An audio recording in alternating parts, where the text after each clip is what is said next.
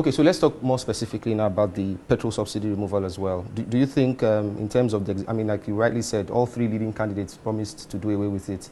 But do you think maybe perhaps this administration could have executed it better than they did? Yeah, okay. Now, again, now we were saying that all three candidates promised something, Yeah. and I said the difference will come in execution. Yeah.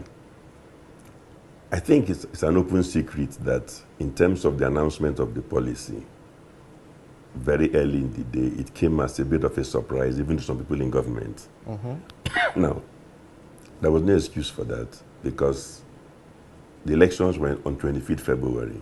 There was plenty of time to put together a team for people to discuss how they were going to handle a major policy issue like petrol subsidy.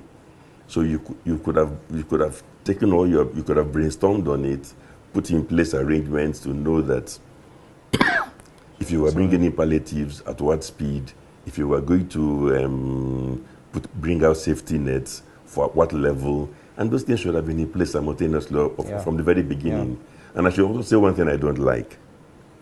I don't like the habit in Nigeria, because I'm a businessman also, and many businessmen, some of my colleagues are the worst enemies of the nation. I don't like the habit each time we're discussing palliatives, each time we're discussing how to make life better for the poor, we come out with a scheme that involves voting 5 billion or 500 million or some million, largely to businessmen who are supposed to produce something that are supposed to be a palliative for the poor. Invariably, we end up subsidizing the rich businessman because we don't have the ability to monitor and ensure that whatever gains and benefits he got that comes his way from the government assistance is passed down to the rank and file.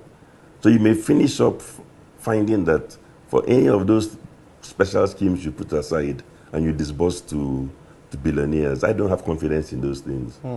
Not because you cannot make them work, but we have a poor record of making them work.